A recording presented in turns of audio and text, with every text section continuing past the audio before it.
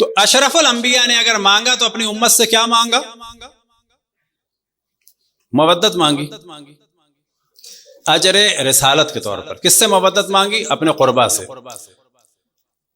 اب اگر قربا کے بارے میں سوال کیا جائے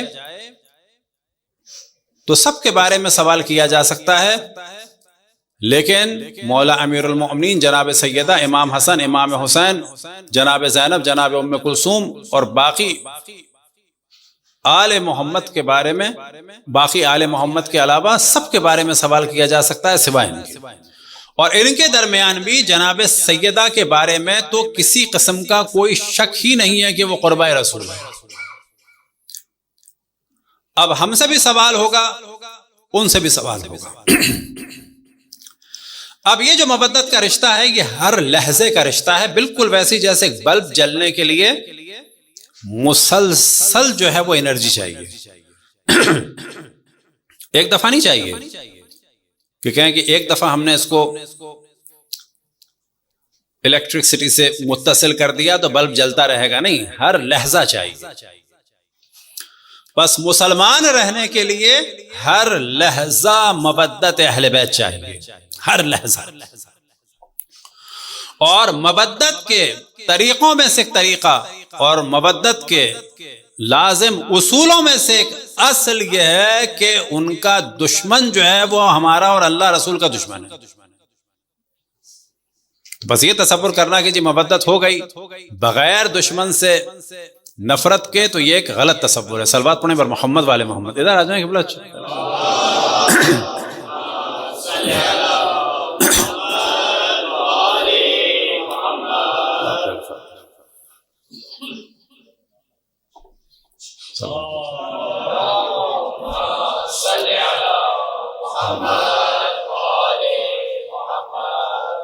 تو کچھ یہ چیزیں ہیں کہ جن کے ذریعے سے اہل بیت کی مودت کو کم رنگ کیا جا رہا ہے، دشمنان اہل بیت کے لیے راہوں کو ہموار کیا جا رہا ہے۔ ایک آدھ چیز ہم نے پہلے بھی بیان کی تھی کہ ہمیشہ ویلفیئر یاد آتی ہے کہاں پہ لوگوں کو؟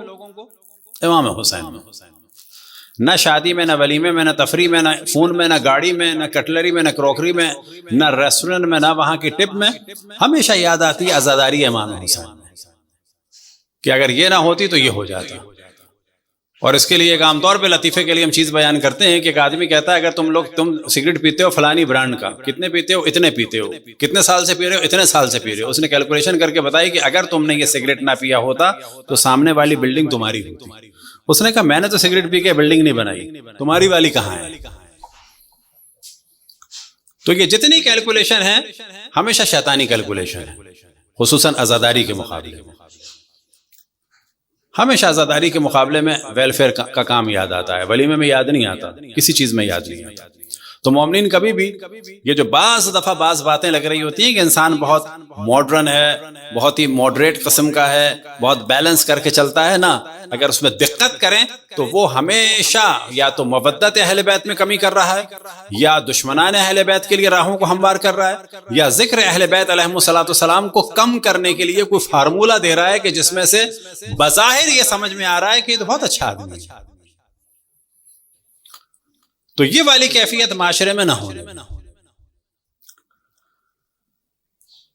تو اہل بیت سے جو مودت ہے وہ ہر لحظہ چاہیے، اور یہ جو مودت ہے یہ صورت میں ہے کہ ہم میں سے ہر شخص کے اور اہل بیت کے درمیان ایک تعلق ہے بالآخر۔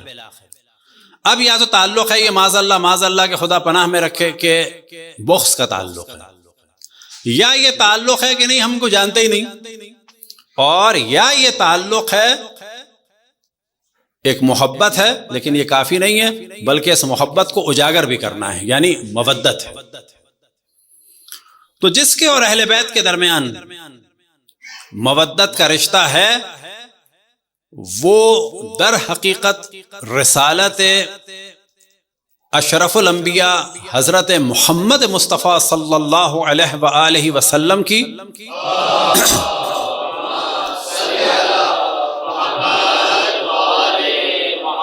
اجرت کو ادا کر رہا ہے، قیمت کو ادا کر رہا ہے۔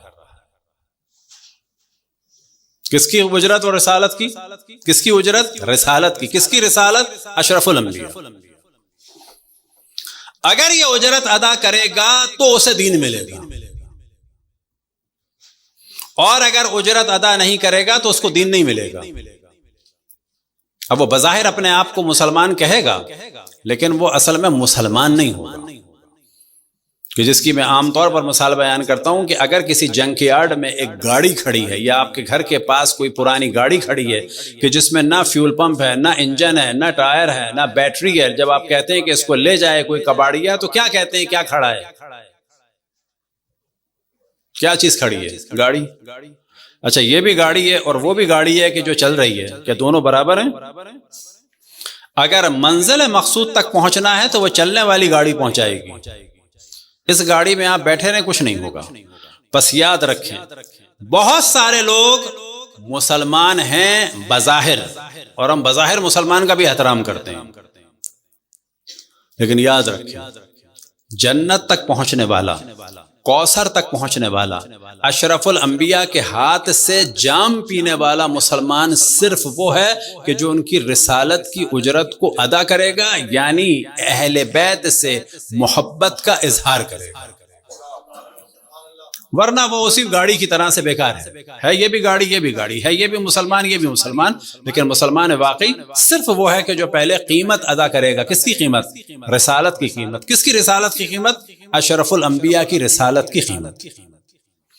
اب یہاں پہ سوال یہ پیدا ہوتا ہے، کیا کسی اور نبی نے مانگا اجر؟ نہیں مانگا۔ رسالت کس کی زیادہ تھی؟ اشرف الانبیاء کی یا دیگر انبیاء کی؟ اشرف الانبیاء کی زیادہ ہے، اور انبیاء نے کچھ نہیں مانگا۔ وجہ کیا ہے کچھ نہیں مانگا؟ وجہ یہ ہے کہ ان کی رسالت اتنی قیمتی تھی کہ اس کی کوئی قیمت ہو ہی نہیں سکتی۔ اچھا، ان کی رسالت اتنی قیمتی تھی کہ قیمت نہیں ہو سکتی، تو پھر اشرف الانبیاء کی رسالت تو زیادہ قیمتی ہے، ان کی کیسے قیمت ہو گئی؟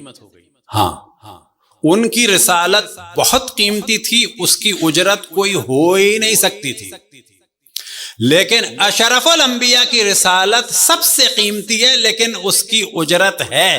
وجہ یہ ہے کہ ان انبیاء کی امتوں کے پاس ان کی رسالت کی اجرت کو ادا کرنے کے لیے کوئی بھی عمل نہیں تھا۔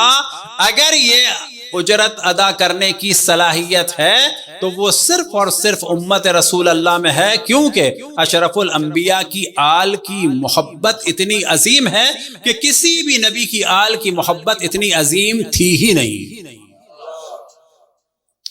یعنی مسلمان اشرف الانبیاء کی رسالت کو ادا کر سکتے ہیں، باقی کوئی بھی اپنے نبی کی رسالت کی اجرت کو ادا کر ہی نہیں سکتا، کیونکہ کر نہیں سکتا تو اللہ نے مانگی بھی نہیں۔ یعنی کسی بھی امت کے پاس اتنا عظیم عمل نہیں تھا۔ کون سا عمل؟ کہ کسی کی محبت اس نبی کی رسالت کی اجرت بن جائے۔ یہ فقط اہل بیت ہیں۔ اب بعض دفعہ کہہ دیا جاتا ہے کہ اہل بیت رسالت کی اجرت نہیں، اہل بیت رسالت کی اجرت نہیں ہے۔ اہل بیت سے جو ہمارا مودت کا رشتہ ہے، یہ رشتہ جو یہ جو لائن کھینچے گی ہمارے دل سے اہل بیت تک، یہ جو رشتہ ہے، یہ رسالت رسول اللہ کی اجرت ہے ہم میں سے ہر فرد کی جانب سے، کہ جو ہر وقت یہ رشتہ باقی رہے گا اور ہر وقت رسالت کی اجرت کو ادا کرنا ہوگا۔ جب ہر وقت رسالت کی اجرت کو ادا کریں گے تو کہا جائے گا کہ یہ شخص اول عمر سے آخر عمر تک مسلمان۔ اب ایسا نہیں ہے کہ آپ اور ہم کل رسالت کی اجرت کو ادا کر رہے تھے اور آج کر رہے ہیں، نہ، سارے دن کیا ہے، ساری رات کی ہے۔